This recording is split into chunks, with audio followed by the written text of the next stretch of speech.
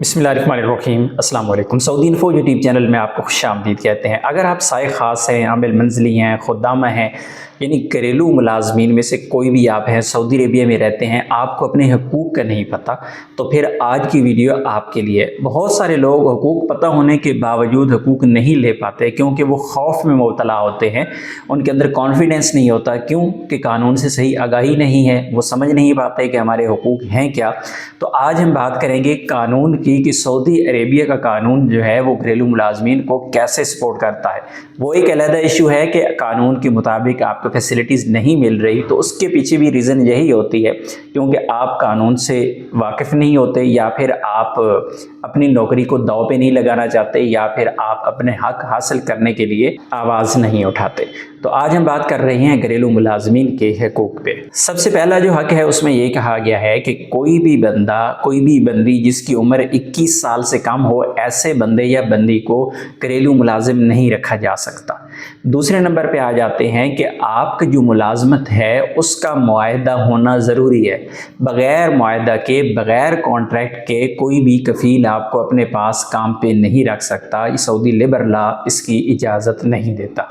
उसके बाद आ जाता है कि आपका जो मुआहदा होगा वो रिटन होगा या फिर डिजिटल होगा, और उसमें ये लिखा हुआ होगा कि आपका मुआहदा साल का है, 2 साल का है, 3 का है या 5 का है।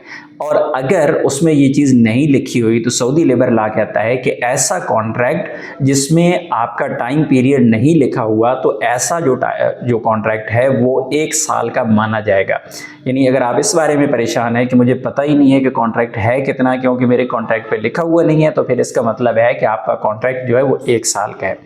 उसके बाद जो घरेलू मुलाजमीन का हक है वो है आपका प्रोबेशन पीरियड। 90 दिन का प्रोबेशन पीरियड। आप किसी भी कफ़ील के पास आए हैं, नई जॉब आपने हासिल की है और आपके पास 90 दिन का टाइम होता है। 90 दिन के अंदर आप जॉब को छोड़ सकते हैं या फिर कफ़ील आपको जॉब से हटा सकता है। 90 दिन का टाइम प्रोबेशन पीरियड जो है वो आपका बुनियादी हक है। उसके बाद आ जाते हैं कि घरेलू मुलाजमीन को जो टाइम दिया गया है काम का वो है 10 घंटे ड्यूटी। डेली की 10 घंटे ड्यूटी आपने करनी है, ये आपको सऊदी लेबर लॉ कह रहा है। और इसी तरह हफ्ते में एक आराम का दिन भी आपका होना चाहिए, वो चाहे जुमा का हो या कोई और हो, ये लेबर लॉ कह रहा है। आप में से अक्सर लोग ये कहेंगे कि भाई हम तो 24 घंटे ड्यूटी करते हैं, भाई हमारी तो सालों साल कोई छुट्टी ही नहीं होती। तो आपकी बात अपनी जगह पे दुरुस्त है, लेकिन कानून ये कह रहा है, और अगर कानून ये कहता है कि अगर आप 10 घंटे से ज़्यादा ड्यूटी करते हैं तो वो आपका ओवर टाइम है। अगर आप हफ्ते बाद छुट्टी नहीं करते तो वो आपका ओवर टाइम है, जो आपका बुनियादी हक है। लेकिन ये हक आपको अक्सर नहीं मिलता, यानी हफ्ते बाद छुट्टी नहीं मिलती, रोज़ाना का 10 घंटे से ड्यूटी का टाइम ज़्यादा लिया जाता है। तो उसके पीछे भी बुनियादी वजह ये होती है कि आपको एग्जैक्टली पता ही नहीं है कि आपकी छुट्टी हफ्ते बाद है या नहीं, फिर आपकी कितने घंटे ड्यूटी है। अगर इससे ज़्यादा आप ड्यूटी करते हैं तो फिर वो सब का सब आपके ओवर टाइम में आता है। उसके बाद तनख्वाह की बात की जाए तो सऊदी अरेबिया का कानून सब के लिए है कि 1 महीने के बाद तनख्वाह दी जाए। अगर कोई तनख्वाह लेट करता है तो वो कानून की वायलेशन करता है। इसी तरह कोई भी घरेलू मुलाजिम, अल्लाह ना करे कि वो बीमार हो जाता है, तो 30 दिन की जो छुट्टी है तनख्वाह के साथ लेबर लॉ उसको हक देता है। लेकिन ऐसा नहीं हो कि किसी के सर में दर्द हो, किसी को बुखार हो, वो कहे जी मुझे तो शुगर है, पिछले 10 सालों से मुझे छुट्टी चाहिए, 1 महीना की तनख्वाह भी चाहिए। ऐसा मुमकिन नहीं है। ये मुमकिन तब होता है कि जब आपका डॉक्टर, आपका हॉस्पिटल आपको रेस्ट लिख के दे कि 1 महीना रेस्ट करें, तो फिर आपका ये हक होता है कि आप 1 महीना रेस्ट पे रहेंगे और आपका जो कफ़ील है उसकी भी जिम्मेदारी है। कानून कहता है कि वो आपको 1 महीने की तनख्वाह भी देगा। उसके बाद जो हक है वो है जॉब ख़त्म होने पर उसके जो हकूक़ हैं वो अदा करना। कोई बकाया सैलरी पड़ी हुई है, उसका फ़ाइनल हिसाब है, तो वो ज़िम्मेदारी है कि कफ़ील जल्द अज जल्द दे।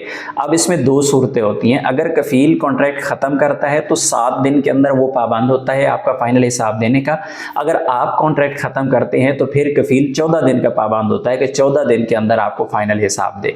अगर इस टाइम के अंदर आपको फ़ाइनल हिसाब नहीं मिलता तो ऐसी सूरत में आप कफ़ील के ख़िलाफ़ कानूनी कार्रवाई कर सकते हैं, उसके ख़िलाफ़ आप केस कर सकते हैं। उसके बाद आ जाता है जो वर्कर है उसको एक अच्छा माहौल लेना, यानी घर के अंदर रहना है या साथ रहना है, जहाँ भी रहना है उसको जो बुनियादी उसका हक है उसकी सही रिहाइश का बंदोबस्त करना। کرنا اور پھر اس کے جو کرنے والے کام ہیں وہ اس کو دینا. ایسا نہ ہو کہ ہر قسم کا کام اس پہ تھوپ دینا, تو یہ بھی اس کا بنیادی حق ہے.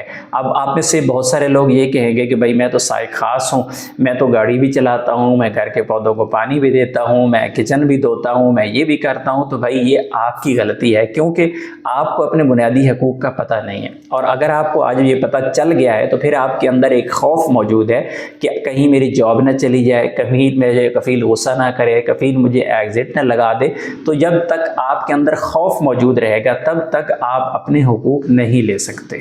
اور اسی طرح جو ورکر ہے اس کے جو کاغذات ہیں وہ کفیل کو اپنے ورکر تک پہنچانا. بہت سارے لوگ کیا کرتے ہیں کہ ان کے جو کفیل ہیں وہ کیا کرتے ہیں کہ وہ لوگوں کی پاسپورٹ لے لیتے ہیں کہ پاسپورٹ آپ کا کفیل کے پاس پڑا ہوا ہے, وہ آپ کو پاسپورٹ واپس نہیں کر رہا. آپ منتیں کرتے ہیں, سماجتیں کرتے ہیں, لیکن وہ پاسپورٹ نہیں دے رہا.